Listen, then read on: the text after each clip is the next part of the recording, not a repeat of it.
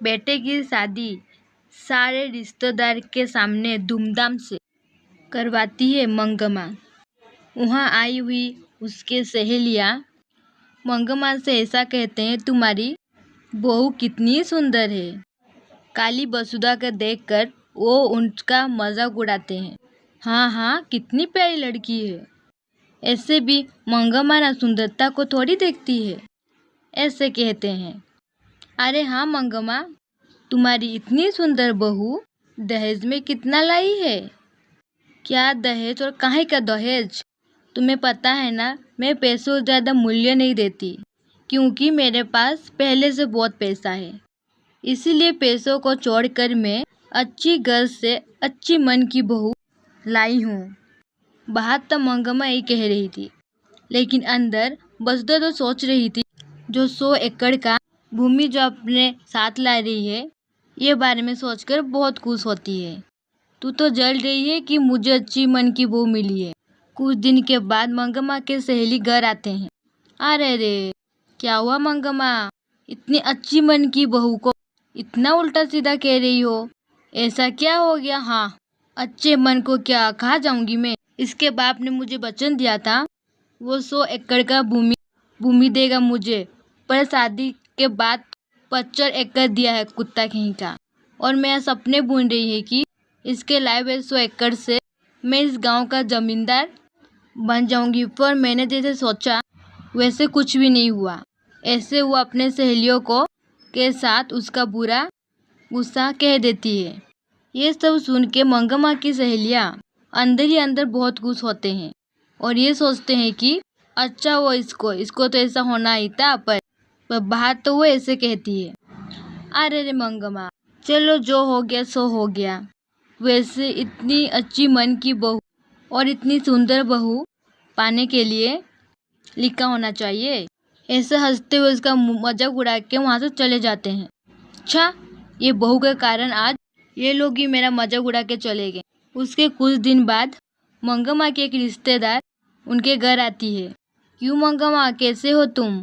माफ़ कर देना, मैं तुम्हारे बेटे की शादी में आ नहीं पाई, लेकिन बहू को तो दिखा दो, ऐसे कहती है।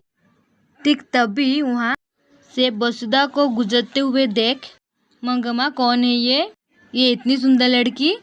तब मंगमा जो कुछ भी हुआ उससे बताती है। ये सुन के वो रिश्तेदार ऐसे कहती है, ये सब छोड़ो, कम से कम पोता पोती नसीब हुए क्या? हाँ हाँ, वही रह गया था, ऐसे गुस्से में कहती है मंगमा। तो फिर और क्या सोच रही है मंगमा? इस कचरे को यहीं से भगा दो, उसके बाद तेरे बेटे के लिए एक अच्छी सुंदर और बड़े घर की बेटी मैं लाऊंगी, ऐसे करती है। और वहीं कड़ी ये सब सुनती है बसुधा। वो दुर्गा माँ के पास जाकर ऐसे रोने लगती है। देवी, मैंने क्या पाप कर दिया? इस रंग में जन्म पाकर तूने मुझे धोखा दे दिया। शादी के बाद मुझे बच्चे भी नसीब नहीं हुए। अब लग रहा है मेरी शादी टूट जाएगी। इनके पैसों की प्यास में कि मेरी जिंदगी व्यर्थ हो जाएगी, ऐसे रोती रहती है। अगले दिन मंगमा के घर के सामने एक मुनि आता है और बबती भिक्षाम दे, ऐसे पूछते हैं। ये सुनकर वसुधा एक थाली में सब व्यंजन को लेकर उस मुनि के पास जाती है कि उसकी सास ये सब देख रही थी है। जो भी यहाँ आता है ये सब उसको देने के लिए तेरे बाप ने यहाँ 100 एकड़ का जमीन ही छोड़ा है। आई बड़ी, तुझे खिलाना ही बहुत ज्यादा हो गया और तू इसको खिला रही है, चल निकल यहाँ से, ऐसे कहकर गुस्सा करती है। हाथ ताली वहीं पर छोड़कर, माफ कीजिए स्वामी।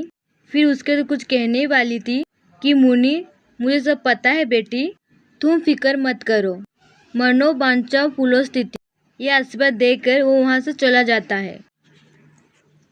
अगले ही दिन जब वसुधा सुबह उठकर आईने पर अपने आप को देखती है तो वो चौंक जाती है, क्योंकि वह सफ़ेद और बहुत सुंदर बन जाती है। ये देखकर वो खुशी खुशी बाहर आती है। वहीं बैठे मंगमा और उसकी सहेलियाँ वसुधा को देख के चौंक जाते हैं। इतने में ही वसुधा बेहोश होकर नीचे गिर जाती है। आंखें खोलने पर उसका पति, उसका सास और डॉक्टर खड़े हुए रहते हैं। कांग्रेट्स, तुम अभी माँ बनने वाली हो। उसके साथ, अरे आप दादी बनने वाली हो। ऐसे वसुधा के जीवन में देवी के आशीर्वाद के कारण कुछ से ही खुशियाँ आ जाती है। इस कहानी का नैतिक, जब मुश्किलों का सामना करना हो तो हिम्मत से काम लेना होगा, तब भगवान कोई न कोई रूप में तुम्हारी मदद कर देगा।